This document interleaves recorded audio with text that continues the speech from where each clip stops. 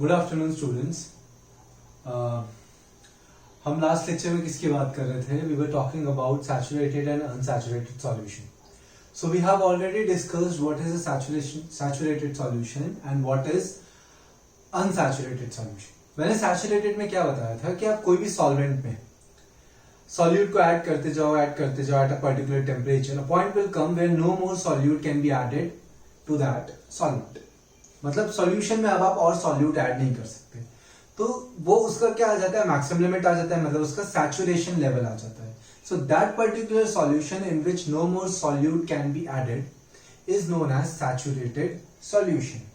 अब हमें आज एक चीज पढ़नी है, वो होती है solubility. Now what is solubility? Solubility means amount of solute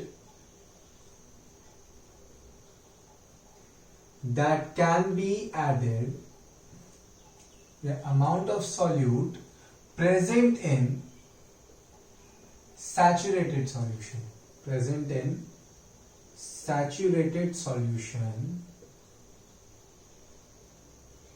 at a given temperature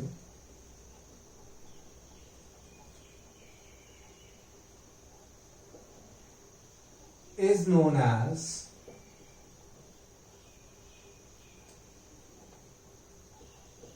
solubility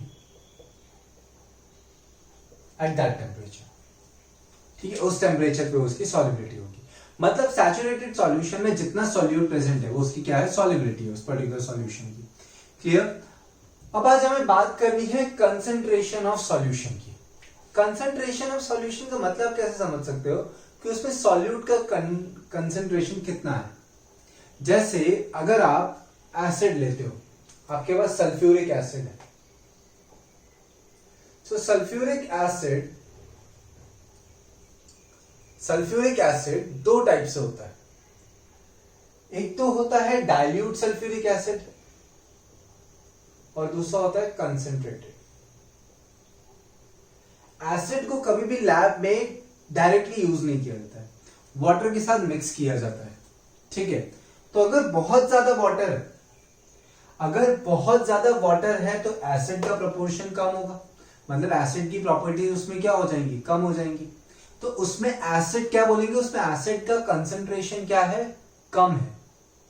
क्या बोलेंगे हम, अगर एसिड में बहुत ज्यादा पानी मिला तो सपोज आपने एक शुगर सॉल्यूशन बनाना है आपको, बट शुगर आपने 1 ही स्पून डाली है, पानी आपने 3 ग्लास डाल दिया है, तो उसमें आप क्या बोलोगे, शुगर का कंसंट्रेशन क्या है, बहुत कम है. अगर वाटर का कंसंट्रेशन ज्यादा है, मतलब इसमें एसिड का कंसंट्रेशन बहुत कम है, तो ऐसे एसिड को हम बोलते हैं डाइल्यूट एसिड. बट अगर एसिड का कंसंट्रेशन ज्यादा है, वाटर का कंसंट्रेशन बहुत कम है, उसको बोलते हैं कंसंट्रेटेड एसिड. तो अगर सॉल्यूट का अमाउंट सॉल्यूशन में कितना है, उसको क्या बोला जाएगा, कंसंट्रेशन. ठीक है, कंसंट्रेशन ऑफ सॉल्यूट मतलब सॉल्यूट सॉल्यूशन में कितना प्रेजेंट है, कितना परसेंटेज प्रेजेंट है. So what is concentration.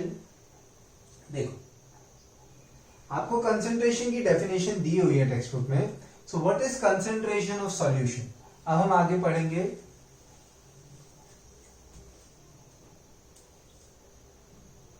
Concentration of solution. Now what is concentration of solution? So concentration of solution का मतलब होता है the amount of solute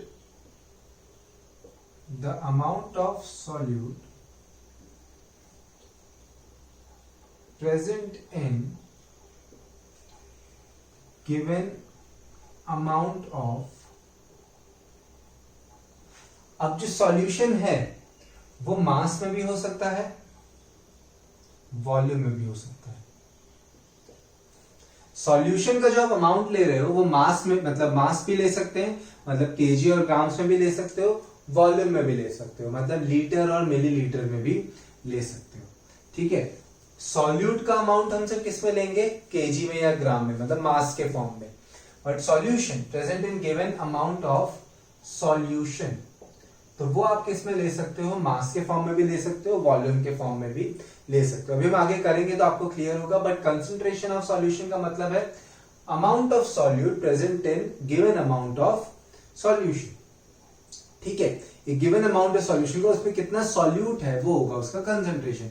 अगर एक गिवन अमाउंट ऑफ सॉल्यूशन में सॉल्यूट ज्यादा है तो उसका कंसंट्रेशन ज्यादा है, कम है तो उसका कंसंट्रेशन कम है। ओके, आपको भी यही डेफिनेशन दी है, given amount of solution. Okay, सही है। अब कंसंट्रेशन ऑफ सॉल्यूशन में आप देखो, जो अमाउंट ऑफ सॉल्यूशन है वो हम दो टाइप से ले सकते हैं, मास भी ले सकते हैं या तो वॉल्यूम भी ले सकते हैं। ठीक है, ये मास और वॉल्यूम है, और लिख देता हूं, ऐसे आपको अपॉन लगेगा। ठीक है, मास और वॉल्यूम दोनों में से कुछ भी हम ले सकते हैं। तो अब हम आगे बात करेंगे how to find concentration. So concentration हम इसी वजह से दो टाइप से फाइंड कर सकते हैं, एक बार मास लेके और एक बार वॉल्यूम लेके। तो आप लोग को टेक्स्ट बुक में पेज नंबर ओपन करना है 17।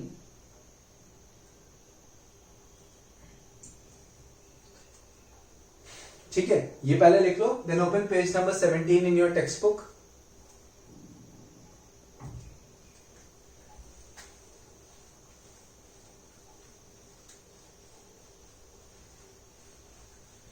Concentration of a solution can be expressed in two ways. The first way is mass by mass percentage. First way क्या है, mass by mass percentage. Clear? Mass by mass percentage of solution. और उसका formula आपको text book में दिया ही है, क्या होगा, mass of solute upon mass of solvent into 100। Percentage में चेंज करने के लिए क्या करते हैं, इनटू 100। तो इसका फॉर्मूला क्या है, मास ऑफ सॉल्यूट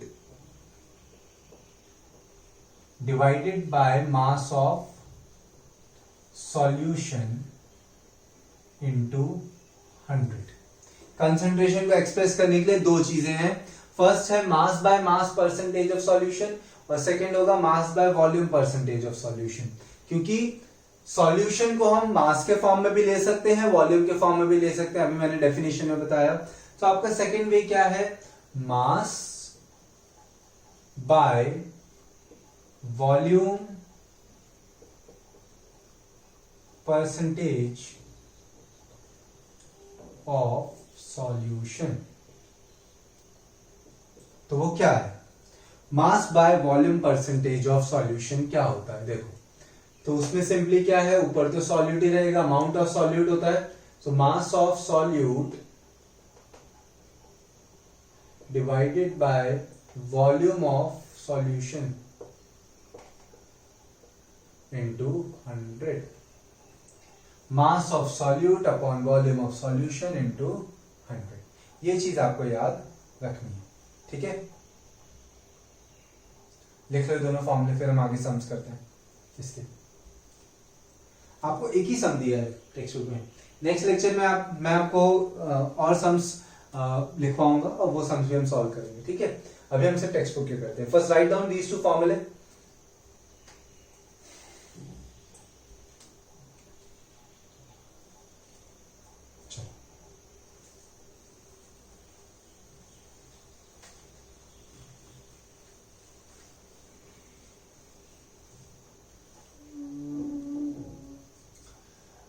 एग्जाम्पल नंबर 2.1 क्या गिवन है आपको, देखो a solution contains 40 gram of common salt in 320 gram of water. तो यहां पे वाटर क्या है, सॉल्वेंट है, और सॉल्यूट क्या है, आपका कॉमन सॉल्ट है। Calculate the concentration in terms of mass by mass percentage of the solution. देखो मास ऑफ सॉल्यूट मतलब मास ऑफ कॉमन सॉल्ट कितना दिया है, 40 gram. Mass of solution 40 gram of common salt is dissolved in 320 gram of water. तो ये कितना हो गया, 360। हमें निकालना है concentration in terms of mass by mass percentage of solution.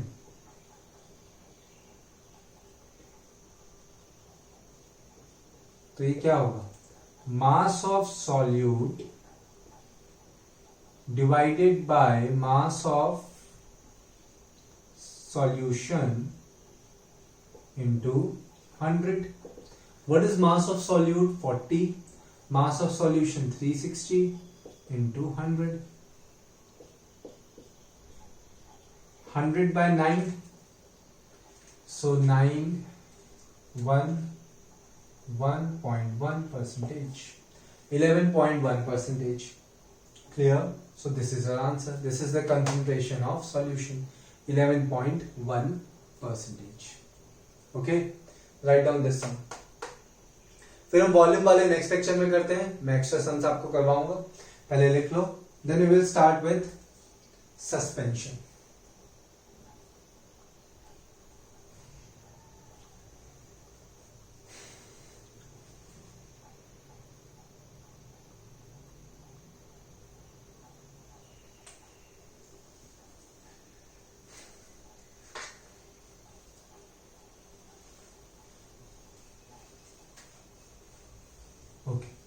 हमने अभी तक क्या पढ़ा, हमने मिक्सचर स्टार्ट किए, होमोजेनस हेट्रोजेनस, उसमें हम टाइप्स पढ़ रहे हैं, सॉल्यूशन मतलब ट्रू सॉल्यूशन, सस्पेंशन और कोलॉइडल सॉल्यूशन।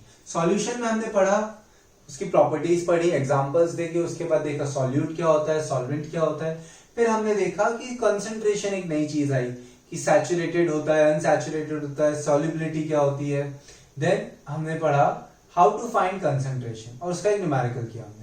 अब हम स्टार्ट करते हैं सस्पेंशन।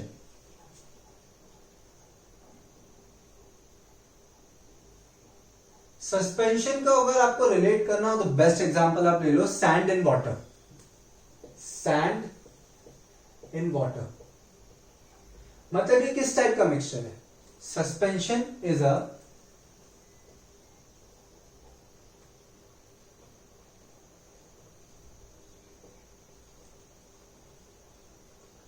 heterogeneous mixture। सस्पेंशन कैसा है? Heterogeneous mixture.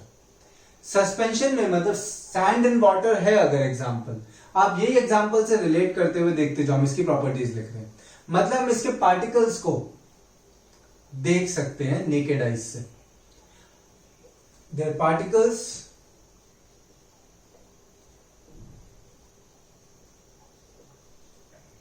can be seen by naked eyes. The particles can be seen by naked eyes. अब थर्ड बात करते हैं टिंडल इफेक्ट की। तो सपोज एक बकेट में ट्रांसपेरेंट है ये चीज, इसमें वाटर फिल्ड है, अब आप इसमें सैंड आप डालते हो तो सैंड क्या करेगा? तुरंत तो नीचे नहीं आ जाएगा, it will take time to settle down, और वो सेटल होता है, इसीलिए इसको क्या बोलते हैं? सस्पेंशन बोलते हैं। तो ये Tyndall effect means when a ray of light is pass through this mixture, the path of that ray, if the path of that ray becomes visible, उसका पाथ दिखने लगे अंदर आपको जाते हुए, तो उसको हम बोलते हैं टिंडल इफेक्ट। तो सस्पेंशन टिंडल इफेक्ट कब शो करता है? When the particles are getting suspended, when the particles are getting settled at the bottom, yeah, when the particles are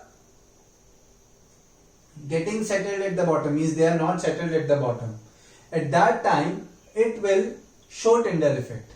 But after settling down, सारे particles नीचे आ गए, फिर तो ऊपर क्या बचा? सिर्फ पानी बचा, और ये तो पूरा ओपेक हो गया, मतलब इससे लाइट तो पास नहीं होगी। तो सेटल होने के बाद टिंडल इफेक्ट नहीं होता है। सैंड जब सेटल होते हुए नीचे आ रही है उस टाइम पे टिंडल इफेक्ट होगा, बट एक बार नीचे सेटल हो गई उसके बाद इसमें टिंडल इफेक्ट नहीं होगा। सो क्या लिखेंगे? When the particles are not settled at the bottom, at that time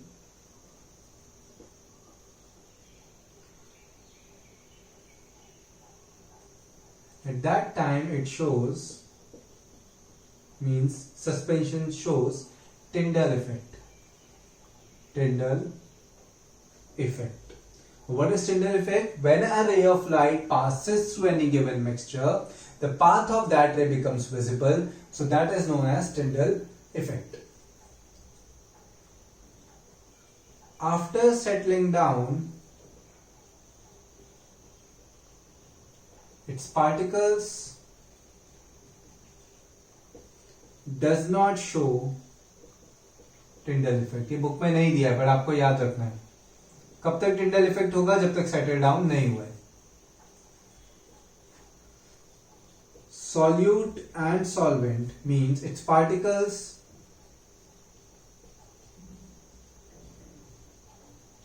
can be separated through या by filtration. Filtration के थ्रू हम सेपरेट कर सकते हैं. So these are the properties of suspension. Filter paper लगा दो, ठीक है, वो पूरा पानी उसमें एम्प्टी करो आप, तो सैंड ऊपर रह जाएगा फिल्टर पेपर के ऊपर, वाटर नीचे चला जाएगा. So the particles are big enough, the particles can be seen by naked eye, so they are big enough. ठीक है, तो ये प्रॉपर्टीज आपको सस्पेंशन की याद रखनी है. So pause the video and right this.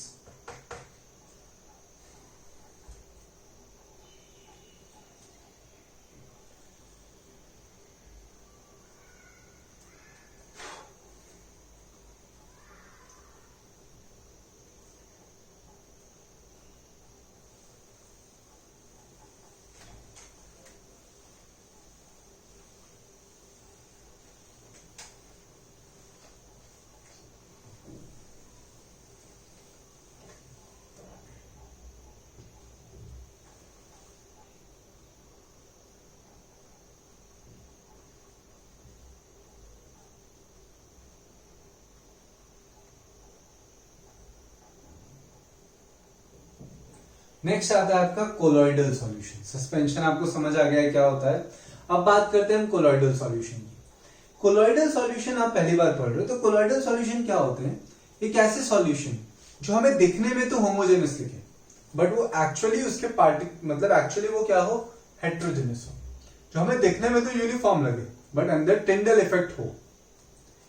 Tyndall effect होगा मतलब उसके पार्टिकल्स बिग इनफ है. ठीक है, पार्टिकल्स आर स्मॉल, जिससे वो नेकेड आई से नहीं दिख सकते, but they are still big, कि वो लाइट को स्कैटर कर सके, मतलब टिंडल इफेक्ट शो कर सके. पार्टिकल्स जब थोड़े साइज में बड़े होते हैं ना, तभी टिंडल इफेक्ट होता है. तो सॉल्यूशन के पार्टिकल्स क्या होते हैं? बहुत ही ज्यादा छोटे होते हैं. सस्पेंशन के बहुत बड़े होते हैं, तो इसलिए हमें इसके पार्टिकल्स दिख जाते हैं. बट कोलॉइडल के पार्टिकल्स इनके बीच में आते हैं, तो वो हमें दिखते तो नहीं है नेकेड आई से, बट वो टिंडल इफेक्ट शो करते हैं. टिंडल इफेक्ट शो करते हैं, इसलिए हम उसे किस में रखेंगे? होमोजेनस में नहीं रखेंगे. किस में रखेंगे? हेट्रोजेनस में रखेंगे. Clear? So colloidal solution is a heterogeneous mixture. Clear? वैसे ये डिबेटेबल है कि होमोजेनस में भी हो सकता था, यूनिफॉर्म है हर जगह से, बट तो भी आपकी बुक में हेट्रोजेनस में दिया है, तो अभी हम हेट्रोजेनस में देखते हैं. अभी तक कोलॉइडल को क्लासिफाई नहीं किया गया है कि इट इज होमोजेनस और heterogeneous. Clear? So what is colloidal solution? Colloidal solution के एग्जांपल अगर हम लें, आपकी बुक में एयर को ट्रू सॉल्यूशन में दिया है, पर नेक्स्ट लेक्चर में आपको बताऊंगा कि एयर भी कोलॉइडल सॉल्यूशन ही है. एयर में आप देखोगे टिंडल इफेक्ट होता है, एयर में स्कैटरिंग होती है, तो एयर को हम सॉल्यूशन में नहीं लिख सकते, तो बुक में ये चीज गलत दी है. Air is a colloidal solution. Then milk. Milk को अगर आप एक ट्रांसपेरेंट बीकर में रखो, लेजर लाइट पास करो या कोई भी लाइट पास करो, तो उसका पाथ दिखेगा आपको अंदर. तो मिल्क भी क्या शो करता है? टिंडल इफेक्ट शो करता है. तो कोलॉइडल सॉल्यूशन के प्रॉपर्टीज क्या है? A colloidal solution is a heterogeneous mixture.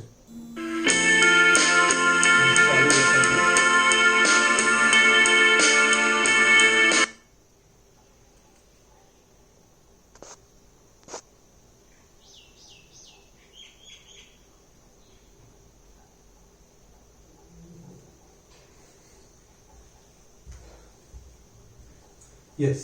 Sorry for the disturbance. Colloidal solution क्या है? Colloidal solution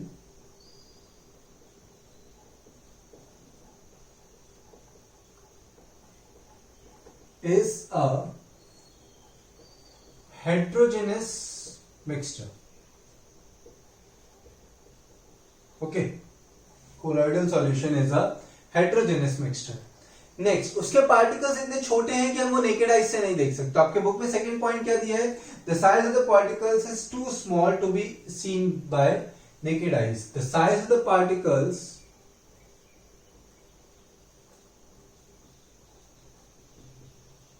is too small to be individually seen, मतलब अलग अलग उसको देख सके नेकेड आइज से, to be individually seen by naked eyes। फिर इतने छोटे हैं कि हम उसको देख नहीं सकते, बट इतने बड़े भी हैं कि उससे कोलॉइडल सॉल्यूशन, उससे टिंडल इफेक्ट होता है, मतलब उनके बीच की रेंज के हैं वो। तो आपको वही दिया है, colloids are big enough to scatter a beam of light, वही लिखते हैं, colloids are big enough to scatter beam of light. This means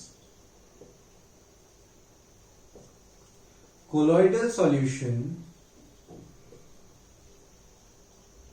shows Tyndall effect।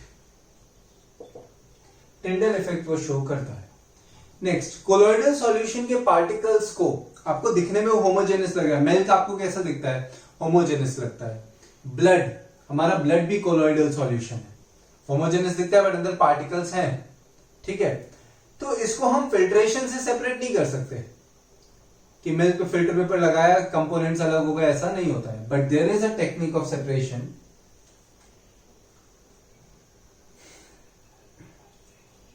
Components of colloidal solution can not be separated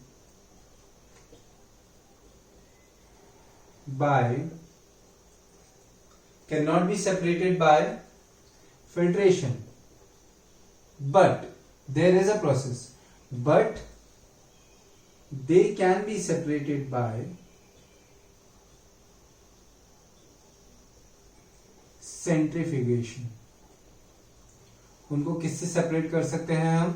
centrifugation से separate कर सकते हैं, ठीक है। तो ये कोलॉइडल सॉल्यूशन की प्रॉपर्टीज है। Colloidal solution is a heterogeneous mixture, okay। The size of the particles is too small to be individually seen by naked eyes। They are big enough to scatter light, मतलब वो ना एकदम छोटे हैं कि दोनों चीजें ही ना हो, दिखे भी ना हो, लाइट भी स्कैटर ना हो, ऐसा नहीं। इतने छोटे हैं कि वो हमें दिखते नहीं है, बट उतने भी छोटे नहीं है कि लाइट स्कैटर ना कर पाए। So they can scatter light, मतलब उनमें टिंडल इफेक्ट होता है। Components of colloidal solution, they cannot be separated by filtration, but they can be separated by centrifugation। Now what is centrifugation? That we will discuss later on, ठीक है। So first write this, फिर हम एक और चीज देखते हैं।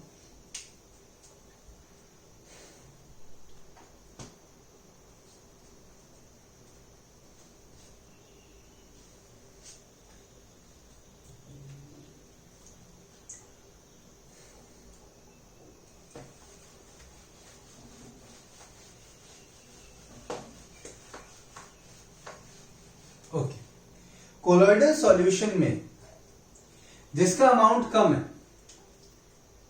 उसको बोलते हैं डिस्पर्स्ड फेज, मतलब जो लेस अमाउंट में है उसको बोलते हैं डिस्पर्स्ड फेज, और जो मोर अमाउंट में है उसको बोलते हैं डिस्पर्स्ड मीडियम। यहां पे सॉल्यूट और सॉल्वेंट नहीं आते, यहां पे क्या आता है? डिस्पर्स्ड फेज और डिस्पर्स्ड मीडियम। इसके एग्जांपल्स हम नेक्स्ट लेक्चर में देखेंगे। अभी आपको क्या याद रखना है कि कोलॉइडल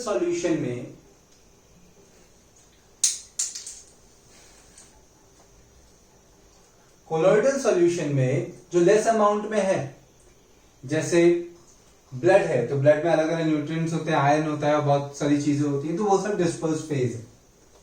और दूसरा क्या है, डिस्पर्स्ड मीडियम। मिल्क में बहुत सारी चीजें होती है, अंदर सॉलिड पार्टिकल्स भी होते हैं थोड़े थोड़े, ठीक है, इसलिए मिल्क से इतने सारे कंपोनेंट्स बन सकते हैं। तो मिल्क में जो कम उसमें है वो डिस्पर्स्ड फेज है, ज्यादा उसमें वो डिस्पर्स्ड मीडियम। तो इसके बेसिस पे solid liquid, solid solid, gas liquid, इस टाइप हर एक टाइप के कोलॉइड्स बनते हैं, सबके अलग अलग नाम है। तो वो सब हम नेक्स्ट लेक्चर में डिस्कस करेंगे। Today in today's lecture what you have to remember, क्या क्या याद रखना है, सॉल्युबिलिटी याद रखना है, कंसेंट्रेशन याद रखना है, न्यूमेरिकल्स जो हमने किए वो, उसके बाद सस्पेंशन की प्रॉपर्टीज याद रखनी है और कोलॉइडल सॉल्यूशन की प्रॉपर्टीज याद रखनी है। फिर ये याद रखना है कि the one which is present in less amount in colloidal solution is known as dispersed phase and the one which is present in more amount is known as dispersed medium. Okay, so इतना याद रखो। wait for the next lecture। कोई इसमें doubt हो तो मुझे आप contact करो। क्लियर? आज के लिए इतना ही रखते हैं। Thank you.